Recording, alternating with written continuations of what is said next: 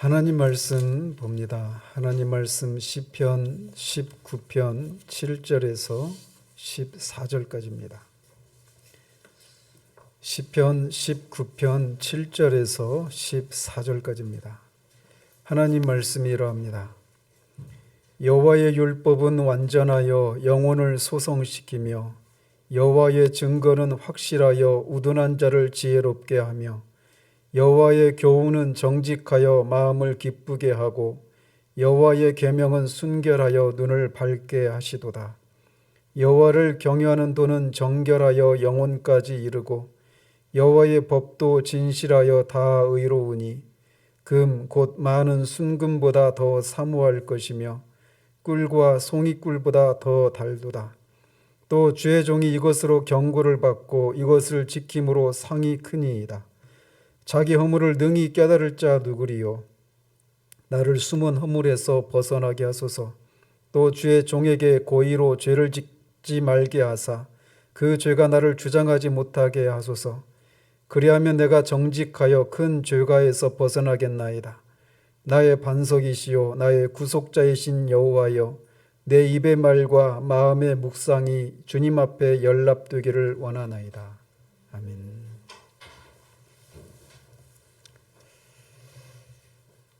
오늘은 추수감사절입니다.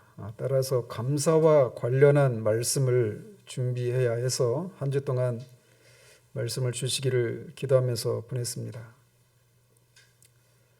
추수감사절이 가을에 있기 때문에 언젠가 권사님 말씀하셨듯이 하늘을 마무리하는 그런 시점이라 뭔가 쓸쓸하고 우울한 생각도 들 수 있는 그런 계절입니다.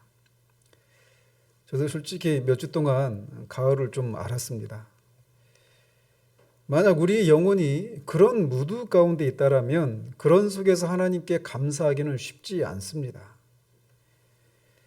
사실 우리가 처한 상황에 대한 우울한 생각을 가지면서 동시에 감사를 표한다라고 하는 것은 가능하지 않습니다.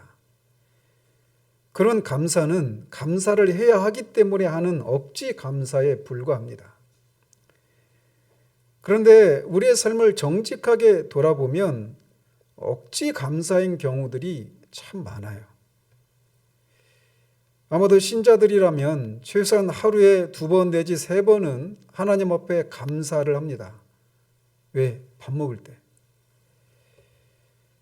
그런데 무언가 우리가 먹을 때마다 감사 기도를 하면서 최소한 감사를 표하고는 있지만 그런 감사가 의뢰하는 것이거나 억지로 하는 경우들이 많아요. 특별히 우리가 매일 접하고 누리고 있는 것들을 향해서는 더욱 그렇습니다. 그런 것들에 대해서 우리는 그것들의 가치를 잘 모르고 그것들을 우리가 누리고 있는 것에 대해서 합당하게 감사를 표하지 않게 되기가 쉽습니다. 예를 들면 공기랄지 햇빛이랄지 이런 것들을 그냥 공짜로 부자나 가난한 사람이나 다 공짜로 누리는 것들이잖아요. 그런데 그런 것들이 얼마나 귀하고 그것을 우리가 누리고 있다라고 하는 것이 얼마나 큰 복을 받고 있는지 얼마나 큰 은혜인지를 모른 채 거의 의식하지 않은 채 그런 것들에 대해서 감사치 않고 우리가 지나가기 쉽단 말이죠. 마찬가지로 신앙생활과 관련해서도 우리가 늘 접할 수 있는 그런 것들에 대해서 우리가 그렇게 되기가 쉽습니다. 요즘 우리는 코로나 바이러스로 인해서 전에는 당연하게 누렸던 것들이 그냥 당연하게 누릴 수 있는 것이 아니었구나 라고 하는 것을 절감하고 있는 시절을 지나고 있습니다. 오늘 저는 이렇게 신앙생활을 하면서 우리가 늘 쉽게 접할 수 있기 때문에 정작 그것의 가치와 소중함을 잘 인식하지 못하고 그것들을 주신 하나님께 합당한 감사를 표하지 않는 것에 대해서 말씀을 나누고자 합니다. 그래서 오늘 설교 제목처럼 하나님의 말씀에 대한 것이에요. 우리는 하나님의 말씀인 성경을 가지고 있고 그것을 마음만 먹으면 얼마든지 읽을 수 있고 또 말씀을 풀어놓은 책이나 또는 설교를 우리가 마음만 먹으면 얼마든지 쉽게 접할 수 있는 그런 환경 가운데 있습니다. 그러나 그런 것들을 우리가 늘 쉽게 접하고 있기 때문에 정작 그것을 주신 하나님께 감사하게 생각하지 못하고 지나는 경우들이 많단 말이죠. 그래서 추수감사절을 맞아서 감사와 관련된 그런 말씀을 이렇게 주시기를 기도하는 중에 이 하나님의 말씀을 주신 것에 대한 그런 감사를 전해야 되겠다, 이런 마음에 감동을 주셔서 그런 생각들을 가지고 이제 자리를 준비하고 또 마음에 이제 계속 왁구라고 하죠. 그런 설교를 이렇게 구상하면서 계속 이렇게 지냈는데, 그러면서 제 마음에 하나님이 말씀을 주신 것이 얼마나 감사한 일인지, 그리고 말씀을 우리가 소유하고 있다라고 하는 것이, 그리고 그 말씀을 주신 목적과 또 그 말씀이 우리에게 주는 유익들을 생각하면서 제 마음에 다시 한번 그런 제 마음에 잠시 찾아왔던 그런 우울함들을 능히 이길 수 있는 그런 감사가 새롭게 되는 그런 일들이 있었습니다.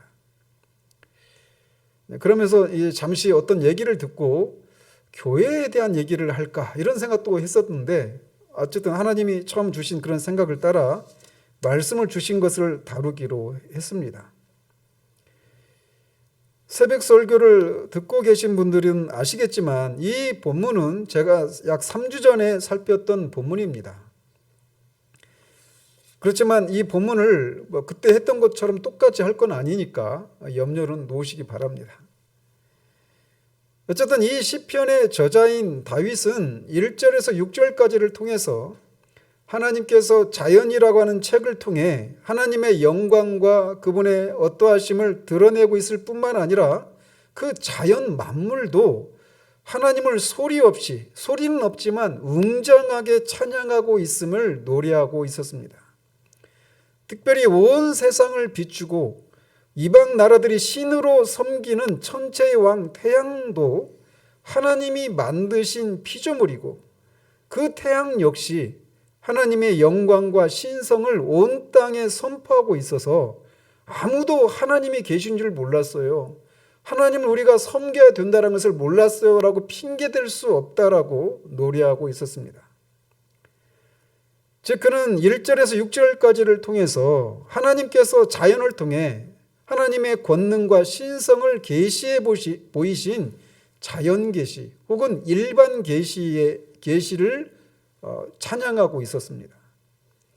그리고 오늘 본문인 7절부터 14절까지를 통해서 이렇게 태양을 비롯한 천지 만물을 지으시고 그것들로부터 소리 없는 웅장한 찬양을 받고 계신 하나님께서 모세를 통해 주신 여호와의 말씀의 아름다움과 영광, 그리고 그것이 주는 유익에 대해서 노래하면서 그 말씀을 따라 살고자 하는 신의 소망을 피력하며 시를 마치고 있습니다.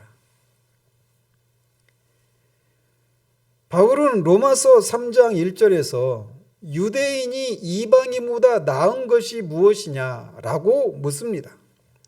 그가 유대인이 이방인보다 나은 것이 무엇이냐라고 물을 때 그 나은 것은 이점이 뭐냐, 어드밴티지라고 하죠. 이점이 뭐냐, 유익이 뭐냐, 이렇게도 번역할 수 있는 거예요. 그러면서 이스라엘 유대인들이 이방인에 비해서 나은 것이 뭐냐라고 이렇게 묻는데, 그 나은 것이 단지 그냥 이방인보다 조금 더 나은 그런 정도로 좋은 이점이 뭐냐, 유익이 뭐냐, 이렇게 묻고 있는 게 아닙니다. 원의 의미를 좀 더 살펴서 말씀을 드리면, 유대인이 이방인보다 훨씬 더 나은 것이 뭐냐, 이렇게 묻고 있어요. 또는 측정이 불가할 정도로 나은 것이 뭐냐, 이렇게 묻고 있는 겁니다. 만약 오늘날의 사람들에게 유대인들이 다른 민족들보다 훨씬 나은 점이 뭐냐라고 묻는다면 아마 대부분의 사람들은 유대인들이 다른 민족들보다 훨씬 지적인 능력이 뛰어나서 노벨상을 정말 많이 수상을 했다라고 하는 것을 얘기할 수 있습니다. 실제로 노벨 경제학상의 65%가 유대인입니다. 제가 좀 잘 조사를 해봤는데 의학상을 받은 사람이 23%예요. 의학상을 받은 사람 중에 23%가 유대인이에요. 물리학상은 22%, 화학은 12%, 문학은 8%입니다. 그래서 전체 노벨상 수상자의 30%가 유대인이었어요. 지금 역대 노벨상 수상자 중에. 또 노벨 경제학상을 받은 사람이 65%라고 하는 것은 뭘 또 시사를 하느냐면 유대인들이 세계 경제에서 차지하는, 경제적인 측면에서 차지하는 위치가 어마무시하다는 사실을 말해주는 겁니다. 그래서 이것도 좀 제가 조사를 해봤는데 세계 5대 메이저 식량 회사 중에 3개가 유대인 계열 회사입니다. 또 세계 7대 메이저 석유 회사 중에 6개가 유대인 소유예요. 그리고 이 미국의 월스트리트 있잖아요. 월가라고, 그 증권가, 금융가, 거기를 유대인들이 장악하고 있습니다. 미국의 100대 기업의 40%에 해당되는 사람이 유대인들과 관련된 회사예요. 100개 중에 40개는 유대인과 관련된 회사예요. 마이크로소프트, 빌 게이츠도 유대인입니다. 아마존 제프 베조스, 이 사람도 유대인이에요. 세계 3대 투자가 중 워렌 버핏이죠. 이 사람도 유대인입니다. 세계적인 투자가 조지 소로스, 이 사람도 유대인입니다. 이렇게 말해도 뭐 얼마나 부자인데 이렇게 생각하시죠? 제가 한번 설명해 드릴게요. 그들은 세계 경제를 진짜 꽉 쥐고 있어요. 유대인들이. 그리고 세계 유수한 언론들을 또 유대인들이 장악하고 있습니다. AP통신, UPI통신, AFP통신, 로이터통신, 뉴욕타임스, 워싱턴 포스트, 월스트리트저널, 방송사는 NBC, ABC, CBS, BBC 다 유대인들이 장악하고 있습니다. 모르셨죠? 아이비리그의 교수 중에 60%가 유대인입니다. 정말 대단하죠? 미국 상원의원의 10%가 유대인이에요. 이런 것을 인해서 사람들이 유대인들이 왜 이렇게 다른 민족들하고는 비교가 할 수 없을 정도 이렇게 어마무시한 그런 업적과 위치를 차지하고 있는가를 계속 살피면서 유대인의 독특한 교육법에 대해서 막 우리가 그들의 방식대로 교육을 해야 된다 이렇게 하면서 그들의 교육 방법이 다른 민족보다 뛰어나다, 더 나은 점이 그거다 이렇게 얘기하기도 해요. 그들이 가지고 있는 군사력, 그들이 가지고 있는 첨단 기술력, 이런 식으로 유대인이 나은 것이 무엇이냐, 다른 민족보다 나은 것이 무엇이냐라고 묻는다면 오늘날 대부분은 유대인들이 차지하고 있는 그런 경제력, 뭐 방송 장악력, 언론 장악력, 뭐 이런 어떤 노벨상 수상자들의 많음, 이런 것들을 가지고 다른 민족보다 낫다라고 말을 한단 말이죠. 구체적으로 우리는 피부에 와닿게 말씀을 드릴게요. 세계 3대 부자 중에 3명이 있는데 마이크로소프트의 빌 게이츠,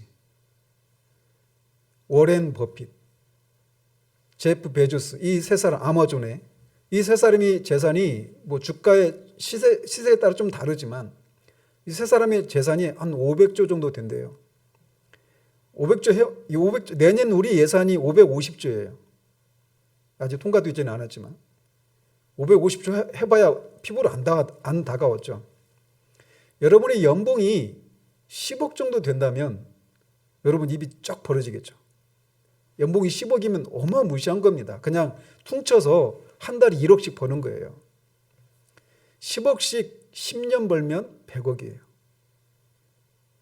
100년 벌면 1000억입니다. 1000년을 벌어야 좁니다. 1000년 곱하기 500 해야 500조예요. 다가오십니까? 이 세 사람의 부자의 재산이 500조래요. 그런데 이 재산은 유대인의 로스차일드라고 하는 가문이 있어요.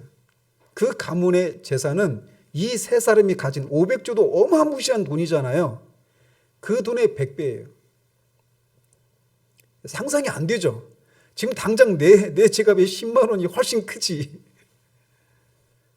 이런 식으로 유대인이 이방인들에 비해서, 다른 민족에 비해서 뭐가 훨씬 더 이점이 있느냐, 유익이 있느냐, 나으냐라고 묻는다면 사람들의 대답은 거의 대부분 제가 말씀드린 그런 내용들을 가지고 유대인들이 이방인보다 낫다 이렇게 말을 한단 말이에요. 그런데 유대인이 이방인보다 뭐가 더 낫냐라고 물었던 사도 바울도 유대인입니다. 동일한 유대인이었던 사도 바울이 유대인이 이방인보다 나은 것이 있는데 그게 뭐라고 말을 하냐면 범사에 많다. 그런데 우선은, 즉 가장 첫 번째로는 그들이 하나님의 말씀을 맡았음이니라 라고 말하고 있어요. 사도 바울은 유대인의 우월성과 탁월함이 범사에 많이 있지만 그 중에 가장 첫째 되는 유익이 있는데 그게 뭐냐? 하나님의 말씀을 그들이 소유하고 있다는 거예요.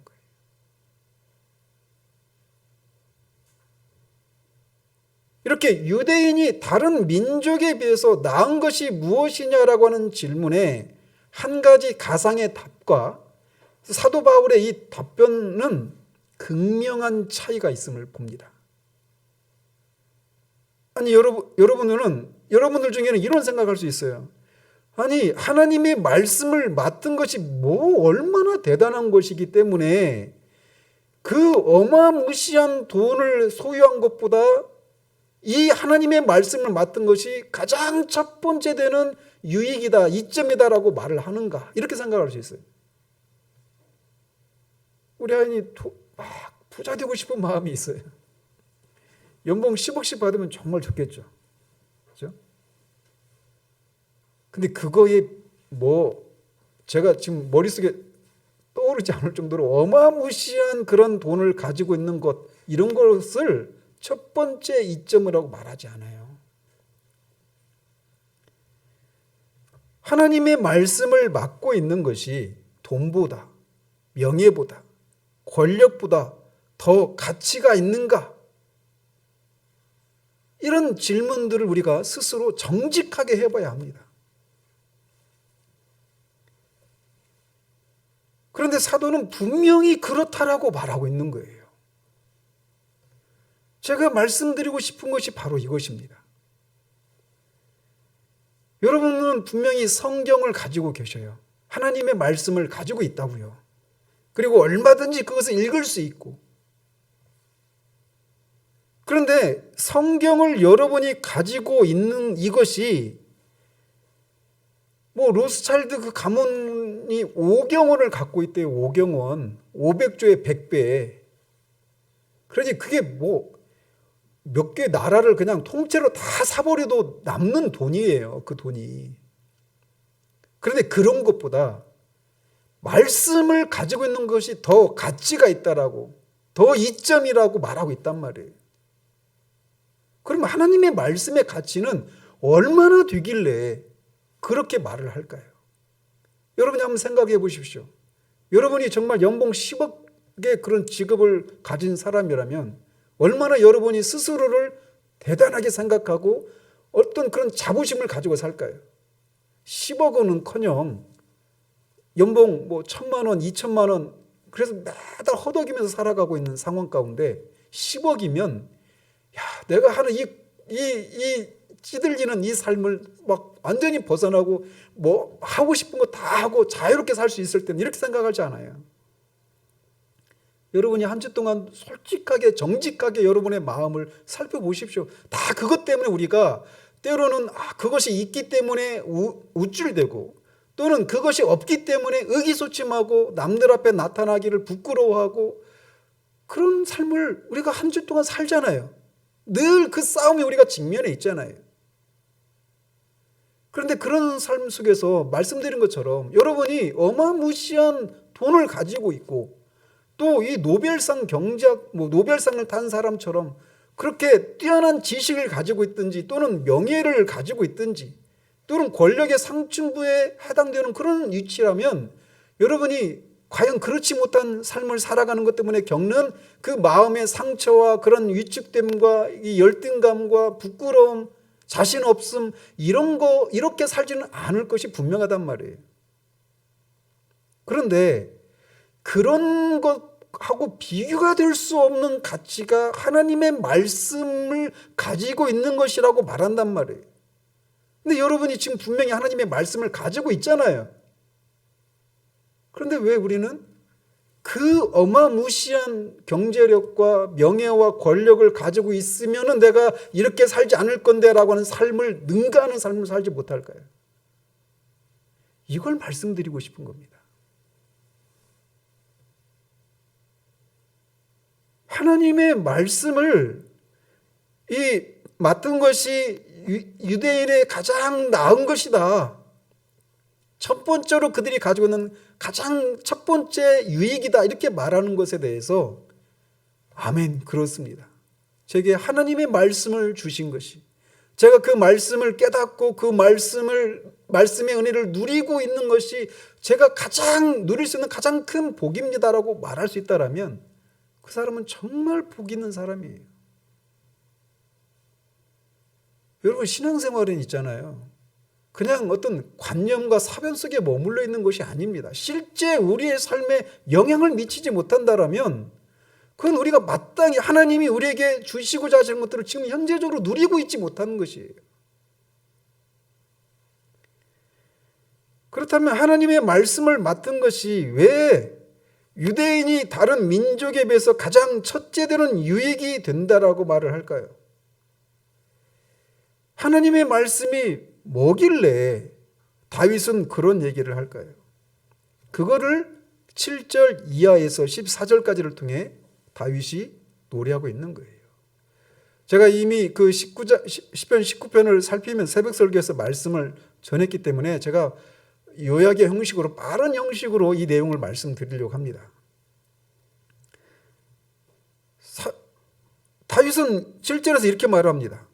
여호와의 율법은 완전하여 영혼을 소성시키며 여호와의 증거는 확실하여 우둔한 자를 지혜롭게 하기 때문이다라고 말을 하는 거예요. 여기서 율법, 여호와의 증거 뒤에 나오는 그런 똑같은 말이 7, 8, 9절에 계속 반복됩니다.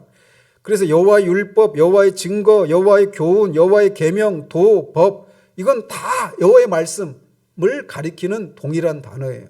그런데 이렇게 왜 다양한 명칭으로 부르느냐? 말씀이 우리에게 이렇게 다양한 유익을 주기 때문에, 그런 다양한 기능들을 가지고 있기 때문에 이렇게 다양한 명칭으로 부르고 있는 겁니다. 그러면서 첫 번째로 말씀이 주는 유익이 뭐냐? 그 율법은 완전해서 영혼을 소성시키기 때문이다라고 말을 하는 거예요. 이것은 성경이 영혼을 구원하기에 충분하다라고 하는 성경의 충족성을 말하고 있는 겁니다. 즉, 비록 자연을 통한 일반 계시를 통해서도 하나님이 존재하고 계시고 그분은 전능하신 분이라고 하는 것을 어느 정도는 알 수 있지만, 그 지식이 하나님을 사랑하고 하나님을 섬기고 구원에 이르는 그런 지식으로까지 이어지지 못한다라는 거죠. 그러나 말씀은, 하나님의 특별 계신 말씀은 사람을, 그 영혼을 소성시키는, 구원에 이르게 하는 그런 유익이 있다라고 말을 하고 있는 거예요. 또한 여호와의 증거는 확실하여 우둔한 자를 지혜롭게 한다라고 말합니다. 그래서 하나님의 말씀은 충실하고 의심할 바가 없는 그런 말씀으로서 우둔한 자를 지혜롭게 하는 그런 유익을 준다라고 말을 하고 있는 거예요. 우둔한 자, 세상에서 우둔함과 지혜로움의 그 기준은 뭐냐면 그 사람이 얼마나 많이 배웠는가, 노벨상을 받을 정도의 그런 지적인 능력을 소유했는가 아닌가에 의해서 그 사람이 지혜로운가 지혜롭지 않은가를 판단한단 말이에요. 그런데 여호와의 말씀이 세상의 어떤 학문과 어떤 지적인 그런 성취로도 얻어낼 수 없는 지혜를 주기 때문에, 그가 설령 우둔한 자라 하더라도 여호와의 말씀이 그를 지혜롭게 하는 유익을 주기 때문에 여호와의 말씀을 맡은 것이 다른 이방 민족보다 나은 것이다라고 시인이 말하고 있는 겁니다.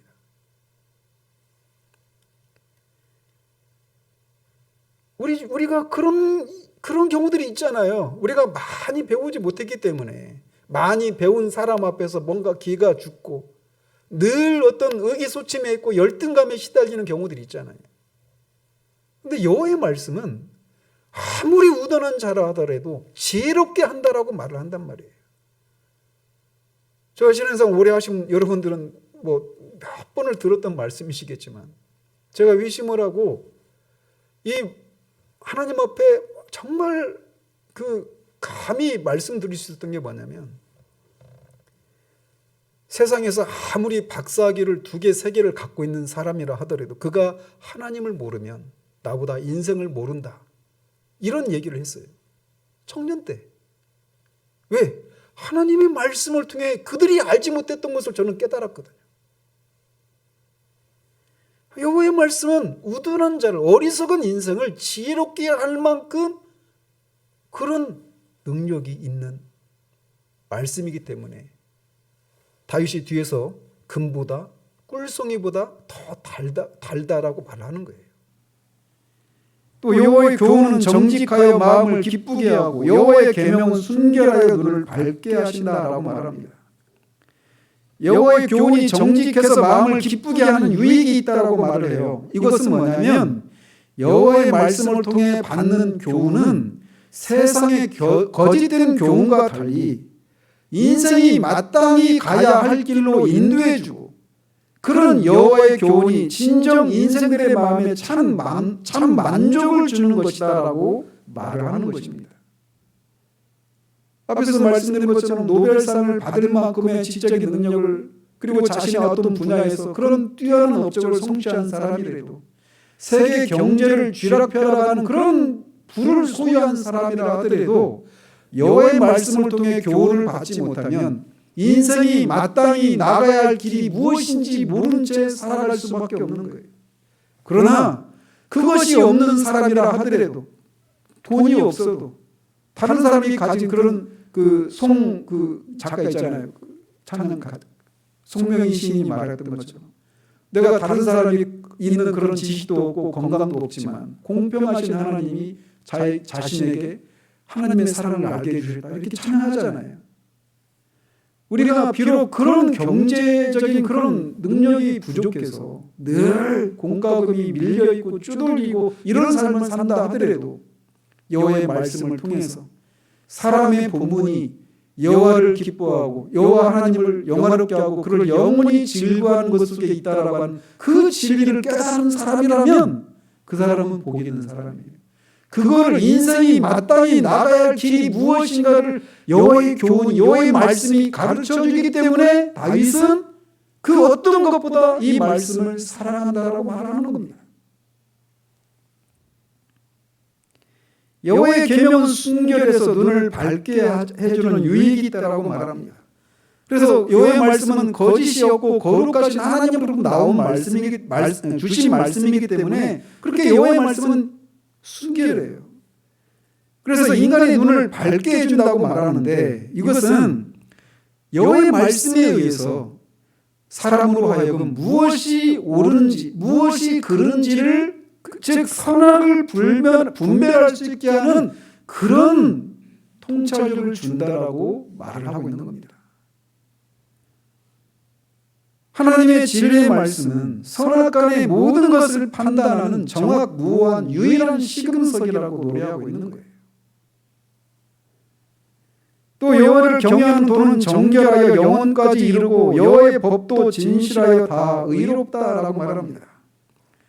이것을 통해서 여호와의 말씀은 이렇게 하나님 인생의 도가 무엇이, 인생이 어떻게 살아가는 것이 정말 행복한 삶이고 옳은 길인가를 말씀을 통해서 교훈받는 성도가 그렇게 자신의 삶의 기준으로 규범으로 삼고 있는 여호와의 말씀은 영원하다라고 말을 하고 있어요. 이 세상은 장차 없어지고 말지만 하나님이 영원하시기 때문에 그 영원하신 하나님이 주신 말씀 또한 영원히 없어지지 않기 때문에 자신이 다른 어떤 것보다 가치가 있다고 생각한다라고 얘기하고 있는 겁니다.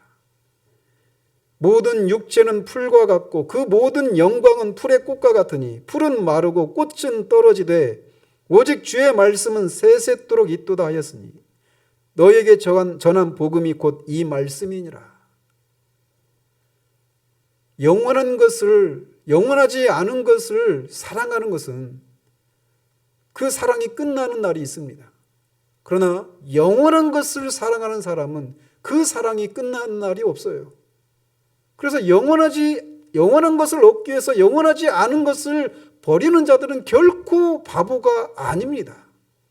짐 엘리엇이 말했던 것처럼 말이죠. 그런데 여호와의 말씀이 그렇게 영원하다라고 말을 하고 있는 거예요. 이 세상에 영원한 것이 어디 있습니까? 영원한 것은 오직 하나님과 하나님께 속한 것 이외에는 아무것도 없어요. 그런데 여호와의 말씀이 영원하다라고 말을 하고 있는 겁니다. 또 여호와의 법도 진실하여 다 의롭다라고 하는 말을 통해 여호와의 말씀에 담겨있는 내용이 다 의롭고 그릇됨이 전혀 없고 그 말씀이 인간에게 주어진 목적에 있어서도 의롭다라고 말을 하고 있는 겁니다. 즉 여호와의 말씀은 인간의 영혼을 소성시켜주는 유익이 있다. 이게 인간을 구원하기에 충분하다라고 하는 것을 말씀한다고 얘기했잖아요. 그런데 그 구원을 하는 방법이 의롭다라는 겁니다. 그래서 그 영혼을 구원하신 그 구원이 의롭기 때문에 결코 그 구원이 어떤 것으로 인해서도 변개되거나 사라지거나 또는 어떤 항의를 받는 왜 그렇게 그건 공의롭지 않지 않습니까? 라고 하는 그런 항변을 받을 일이 없다라고 하는 것을 말해주고 있는 거예요. 이런 유익이 있기 때문에 시인은 이렇게 고백합니다. 금 곧 많은 순금보다 더 사모할 것이며 꿀과 송이꿀보다 더 달도다. 금 중에 최고의 금이 순금인데 순금보다 더 사모한다. 이 얘기는 금이라고 하는 것은 세상에서 가장 가치가 있는 것이라고 여기는 것이에요. 그런데 그것보다 자신은 여호와의 말씀을 더 사모한대요. 제가 오늘 아침에 계산을 해보니까 다윗이 죽을 때 솔로몬에게 성전을 지을 수 있도록 여러 성전에 필요한 그 물건을 그 재료들을 남겨줬잖아요. 그 중에 금을 남겨줬는데 오늘날 그 미터법으로 환산하면 그 성전을 짓도록 하기 위해서 남겨진 금이 무려 103톤입니다. 이렇게 해도 안타까우죠. 난 금 한 돈도 없는데 한 돈이 3.75g이에요. 머리가 복잡해지니까 말 안 하는데 아무튼 그거를 오늘자 금 시세로 제가 계산해 보니까 7조예요. 7조. 솔로몬의 성전에 들어간 금이 다윗이 남겨준 것만 7조예요. 백성들은 다윗이 남긴 거 1.5배를 했습니다. 10조예요. 성전의 가치가 얼마입니까?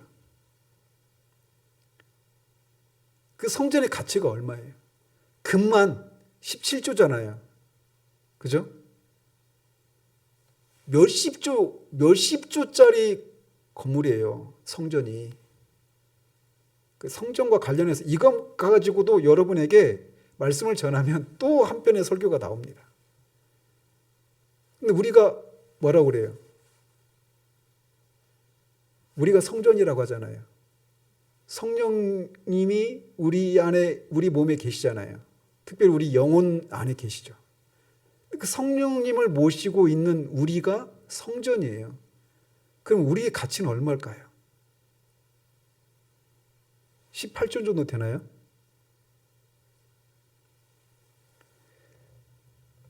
어쨌든 다윗은 그냥 없는 그 소유할 수 없는 그런 사람이 막 그렇게 말하는 게 아니라 그렇게 부자였단 말이에요. 그런 그가 사람들이 가장 가치가 있고 그것을 추구하는 금보다 여호와의 말씀이 더 사모할 것이라고 말하고 있는 거예요. 송이꿀은 꿀 덩어리죠. 그래서 이거는 단맛을 가지게 하는 거. 그리고 사람들로 하여금 사람의 마음을 즐겁게 해주는 것의 상징이에요. 그래서 송이꿀보다 달다 이 얘기는 사람이 이 삶을 살아가면서 우리의 마음을 막 즐겁게 해주는 것들이 많잖아요. 그죠? 다양하잖아요. 근데 그것과 비교할 수 없이 달콤한 것이 하나님의 말씀이라는 거예요. 그래서 그는 다른 어떤 것보다 하나님의 말씀을 사모한다라고 노래하고 있는 겁니다. 또 주의 종이 이것으로 경고를 받고 이것을 지킴으로 상이 크니이다.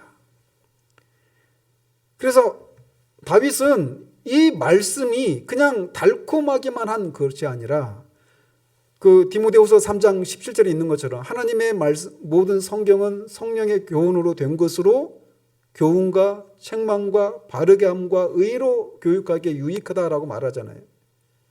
어떤 달콤한 말을 우리에게 주는 것이 아니라 죄로 인해서 타락한 우리를 교훈하고 우리를 경고하기도 하고 바르게 해서 우리를 온전케 하는 그런 유익이 있다라고 하는 것을 이렇게 표현하고 있는 거예요.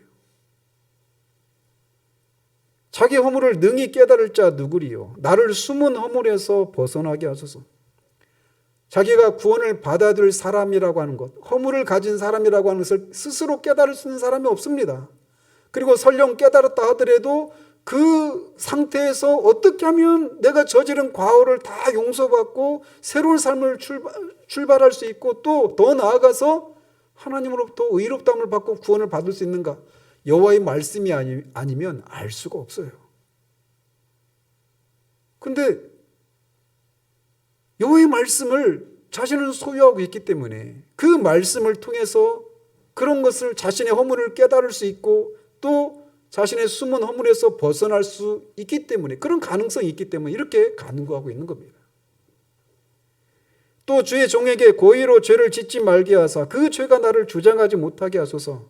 그리하면 내가 정직하여 큰 죄가에서 벗어나겠나이다. 그렇게 말씀을 통해 자신의 허물을 경고하시고 내 숨은 허물을 드러내시면 내가 일부러 짓는 죄를 짓지 않게 된다라는 것이죠. 우리가 한번 죄를 지으면 그 죄가 올무가 되어서 계속 또 다른 죄를 짓게 하잖아요. 우리가 늘 죄가 또 다른 죄를 만들어내잖아요. 근데 그런 것을 그런 악의 그런 순환을 끊어버릴 수 있도록 해달라고 간구하고 있는 거예요. 나의 반석이시오 나의 구속자이신 여호와여 내 입의 말과 마음의 묵상이 주님 앞에 연락되기를 원하나이다. 시인은 이것을 통해서 하나님이 그의 반석이시오 구속자가 되시기 때문에 이렇게 시인이 기도할 수 있는 것이죠. 그러면서 또 자신의 죄 문제를 깨끗이 해결해 주실 수 있는 즉 대속자, 용서하실 수 있는 자가 되어달라고 기도하고 있습니다. 그러면서 시인은 자신의 마음의 입의 말과 마음의 묵상이 주님께 연락되기를 고백하면서 시를 마칩니다. 즉 자신의 생각과 자신의 삶이 하나님께서 받으실 만한 그런 생각과 삶이 되기를 간구하면서 그렇게 시를 마치고 있어요. 이렇게 시인은 유대인이 하나님의 말씀을 가진 유익이 무엇인가를 이 시의 형식을 통해서 고백하고 있습니다. 그러면서 이 말씀이 이 세상에 그 어떤 것하고도 바꿀 수 없다라고 고백하고 있는 거예요. 이것이 이스라엘이 여호와의 말씀을 맞지 못한 이방인보다 우월하고 탁월한 이유입니다. 자, 이런 면에서 유대인만 가졌던 여호와의 말씀을 우리도 가지고 있습니다. 심지어 우리가 그들보다 더 나은 것은 그들은 유대인들은 여전히 구약만 하나님의 말씀으로 인정하고 있고 신약을 인정하지 않고 있어요. 그리고 그 구약과 신약이 기록된 말씀이 가리키고 있는 이 성찬이 상징하고 있는 영원전부터 태초부터 하나님과 함께 계셨던 말씀, 인격체이신 말씀, 그리고 그 말씀이 육체로 오셔서 우리를 구원하신 우리 주 예수 그리스도를 그들은 여전히 인정하지 않고 있어요. 그런 면에서 우리는 그들보다 기록된 말씀이 그들보다 더 그들이 가지고 있는 그 구약 성경을 해석해 줄 수 있는, 빛을 비춰주는 신약이라고 하는 기록된 말씀을 가지고 있다라고 하면서 그들보다 더 낫고, 뿐만 아니라 그 말씀이, 구약과 신약이 가리키고 있는 살아있는 말씀이신, 육신이 되어서 이 땅에 오셨던, 그리고 십자가에 죽고 다시 부활하시고 다시 그분이 계셨던 곳으로 돌아가셔서 저와 여러분들을 구원하셨던 그 우리 주 예수 그리스도를 알지 못한다는 면에서 우리는 그들보다 더 낫습니다.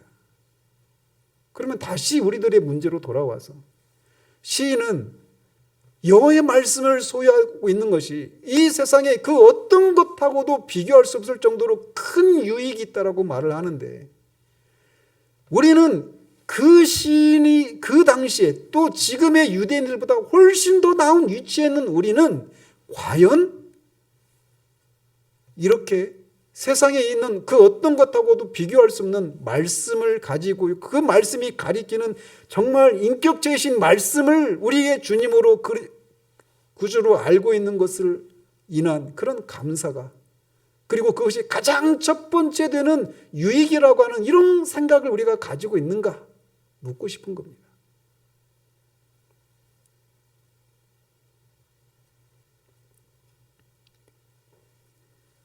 만약 하나님의 말씀이 주어지지 않았다면 어떻게 되었을까요? 이런 말씀을 통해 우리에게 주시고자 하시는 유익을 우리가 얻을 수 없었겠죠. 인간이 어떻게 살아야 하는지 말씀이 우리에게 말해주고 있어요. 하나님을 영화롭게 하고 그를 영원히 즐거워하는 것, 그것이 인생의 본분이다. 인생은 한 번밖에 없는데 그 인생을 살아가면서 가장 행복하고 가장 만족스럽고 가장 옳고 바른 삶이 하나 있는데, 그게 뭐냐? 하나님을 영화롭게 하고 그를 영원히 즐거워하는 것이다 라고 말씀이 우리에게 말해주고 있어요. 그런데 말씀이 없으면 한 번밖에 없는 삶을 그저 이 땅에서 많은 부를 쌓고 안락한 삶을 누리고 또는 권력을 쥐어서 쥐락펴락하고 명예를 얻고 이렇게 살아가는 것이 인생의 복이다, 참된 행복이다 생각하며 그렇게 살아가는 겁니다. 근데 그 말씀이 또 뭐라고 말합니까? 죽은 다음에 한 번 죽는 것은 사람에게 정한 것이요 그 이후에는 심판이 있다라고 말을 하고 있어요. 말씀이 없으면 우리는 죽으면 끝이 아니라 죽은 다음에 심판이 있다라고 하는 것을 알 수 없는데, 그거를 알 수 있게 되는 것이죠. 심판하실 때 무엇을 근거로 심판하실까요? 말씀입니다. 말씀을 따라 말씀을 가지고 우리의 삶을 평가하는 거예요. 서양 속담에 영구차 뒤에는 이삿짐이 따라가지 않는다라고 하는 속담이 있대요. 이게 무슨 말인지 아세요? 영구차에 죽은 사람이 실려서 가잖아요. 근데 그 뒤에 그 사람이 살고 있었던, 누렸던, 가지고 있었던 이삿짐이 그 영구차 뒤를 따라가지 않는다는 얘기예요. 즉 죽으면 빈손으로 돌아간다는 거예요.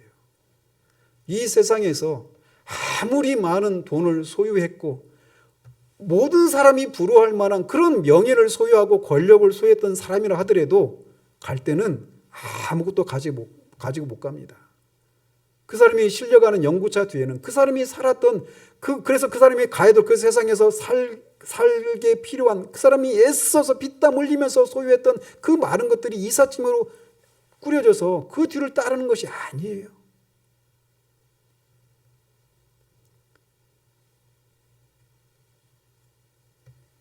말씀에 의해서 우리가 심판을 받는다라고 하는 것은 신자들에게 말할 수 없는 위로입니다. 어떤 면에서 그렇습니까? 우리가 한 주를 살아가면서 처음에도 말씀드렸지만 여러분이 정직하게 우리의 삶을 돌아보면 왜 우리가 때로는 의기소침해지고 우울하고 하나님의 말씀을, 이 세상의 어떤 것하고도 비교할 수 없는 말씀을 가지고 있고 그 말씀이 주는 유익을 우리가 누렸고 누릴 수 있는데, 그 가치를 가지고 그것을 소유하고 있는데도 정말 아무것도 없는 사람처럼, 아무것도 이루지 못한 사람처럼 그렇게 살아가느냐고요. 어떤 것에 의해서 우리의 삶을, 우리의 존재를 판단하기 때문에 그렇습니까? 말씀으로 우리의 삶을 판단하기 때문입니까? 아니면 세상의 기준에 따라 우리를 판단하기 때문에 그렇습니까? 후자 때문에 그렇잖아요. 이 세상은 얼마나 그 사람이 많은 것을 이루어냈느냐, 그 사람이 얼마나 많은 것을 소유하고 있느냐에 따라서 그 사람의 인생의 성공 여부를, 행복 여부를 판단합니다. 그러나 하나님은 그런 것에 의해서 우리를 판단하지 않으신다니까요. 말씀에 의해서 우리를 판단하시는 거예요. 그래서 그 사람의 삶이 말씀을 따라 사는 삶이었는지, 그리고 기록된 말씀이 가리키고 있는 살아있는 인격적이신 말씀이신 그리스도 안에 있는 삶인지 아닌지에 의해서 하나님은 영원한 복과 영원한 형벌을, 또 영원한 복 중에서도 남들이 누리지 못하는 더 큰 상급과 그렇지 않은 것을 허락하시는 거예요. 하나님의 판단 기준은 말씀입니다. 그러면 우리에게 답이 정해져 있잖아요. 우리가 이 세상을 살아가면서 세상이 나를 어떻게 생각하든지 그거에 우리가 일희일비할 것이 아니라 심판하시는 하나님이 심판의 잣대로 삼고 계신 말씀에 따라 내가 살아가고 있는가, 그 말씀이 내가 살아가는 삶을 인정하고 있다면 나는 바른 길을 가고 있는 겁니다. 그리고 그것에 대해서 하나님이 반드시 공의로운 보응을 해 주실 거예요. 신자는 이런 믿음으로 사는 사람들입니다. 하나님이 그렇게 살도록 우리에게 말씀을 주셨어요. 그러므로 우리는 말씀의 가치를 알고 그것을 주신 하나님께 마땅히 감사를 해야 됩니다. 그러나 말씀을 주셨는데 그걸 읽지 않는다면, 선물을, 누군가가 비싼 선물을 줬는데 그 가치를 모르고 그걸 한쪽으로 치워놔버리고 또는 버려버린다라면 그 선물을 준 사람을 모욕하는 거예요. 하나님이 세상에 그 어떤 것하고도 비교할 수 없는 가치를 가진 말씀을 우리에게 주셨는데 그 말씀을 우리가 힘써 누리고 읽고 연구하고 깨달으려고 하고 그 말씀을 따라 살아가는 삶이 없다라면 그것을 주신 하나님의 마음을 슬프게 하는 것이고 모욕하는 것이 되는 거예요. 그렇기 때문에 우리는 말씀을 펼쳐서 읽는 일에 열심을 내야 합니다. 그리고 그 말씀을 읽을 때 그 말씀은 성령의 감동으로 되어진 것이기 때문에 성령께서 말씀을 풀어주시지 않으면 우리는 말씀을 제대로 이해할 수가 없습니다. 주관적으로 해석할 뿐이에요. 그래서 성령의 그런 도우심을, 조명하심을 구하면서 말씀을 읽고 연구하고 그것을 풀어놓은 어떤 책이나 설교를 통해서라도 그 말씀의 유익을 얻으려고 하는 이런 삶을 우리가 힘써 살아가는 것이 그 말씀을 주신 하나님께 대한 합당한 보응인 겁니다.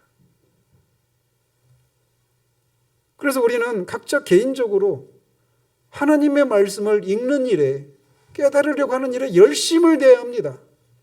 그리고 가정에서도 마찬가지예요. 러시아의 어떤 그 단편 소설에서 아버지가 농부가 죽으려고 하는데 죽음을 앞두고 있는데 아들이 셋이 있는데 아들이 너무 게으른 거예요. 도대체 나는 이제 죽어가는데 이 게으른 아들을 어떻게 해야 될지 근심하다가 죽으면서 유언을 남기죠. 그 밭에 내가 보화를 심어놨는데, 숨겨놨는데 너희들이 봄부터 열심히 그 땅을 파봐라. 그럼 거기서 너희들이 내가 숨겨놓은 보화를 발견할 것이다 하고 죽었어요. 보물을 찾으려고 하는 욕심에 이 게으른 삼형제가 막 땅을 파고 했어요. 아무것도 안 나오네. 가을이 됐는데, 소설이니까 가을이 됐는데 거기서 열매가 맺히는 거예요. 곡물이 나고 추수를 하게 된 거예요. 그제서야 아버지가 우리한테 말했던 게 그것이었구나. 그 땅에 씨를 해놨는데, 뿌려놨는데, 그걸 막 경작하는 것을 통해서 결국 얻게 되는, 그래서 성실하게 살고 잘 살았다. 이게 이제 그런 소설이 있어요. 여러분의 자녀들에게 우리가 많은 재산을 남겨줄 수 없을 수 있습니다. 뭐 그런 분도 계시다면 감사할 일이죠. 그런데 우리가 그렇게는 못해도 하나님의 말씀이 우리를 영혼을 소성시켜주고 우리를 우둔한 자라도 지혜롭게 해주고 인생의 바른 길이 무엇인지 어떻게 살아야 하는지 그 삶의 결국은 무엇인지 이런 것을 다른 어떤 학교나 어떤 학자들도 알려줄 수 없는 것들을 말씀은 우리에게 알려주거든요. 그 말씀을 여러분의 자녀들에게 넘겨주고 그거를 열심을 내서 읽고 또 거기서 깨닫고 그런 것을 통해서 한 번밖에 없는 삶을 성경이 말하고 있는 그 옳은 삶을 살아가는 것을 통해 그 옳은 삶을 살아갈 수 있도록 해주는 일들을 우리가 할 수 있는 거예요. 그래서 추수감사절에 다시금 여러분에게 실제적인 제언을 합니다. 여러분이 말씀을 읽는 일들을 중단하고 있다면 다시 말씀을 집어 드십시오.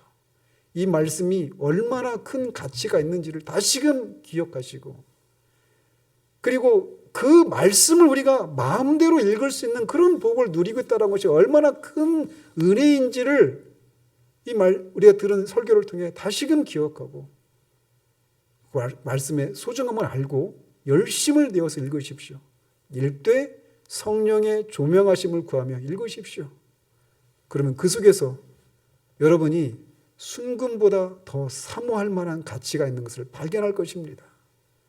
그리고 꿀송이보다 더 단 그 달콤함들을 반드시 깨닫게 됩니다. 제가 초반에 몇 주 동안 가을을 알았다 그랬잖아요. 저 역시 여러분들과 같이 제 삶을 보면서 그런 어떤 우울한 생각들이 막 밀려왔었어요. 그런데 말씀을 전하는 일을 하려면 말씀을 보게 되잖아요. 그리고 말씀을 연구하고 그 말씀 앞에 제가 서야 되잖아요. 그러면서 감사할 게 뭔가라고 하는 것을 이렇게 살피는 중에 내가 지금 바라는 그런 삶의 모습은 아니지만 내게 말씀이 있구나. 이 말씀을 내가 소유하고 있는 것이 얼마나 큰 그런 감사의 조건이 되는가를 다시금 일깨우면서 저를 우울하게 했던 것들을 이길 수 있게 되었단 말이죠. 말씀을 읽으십시오.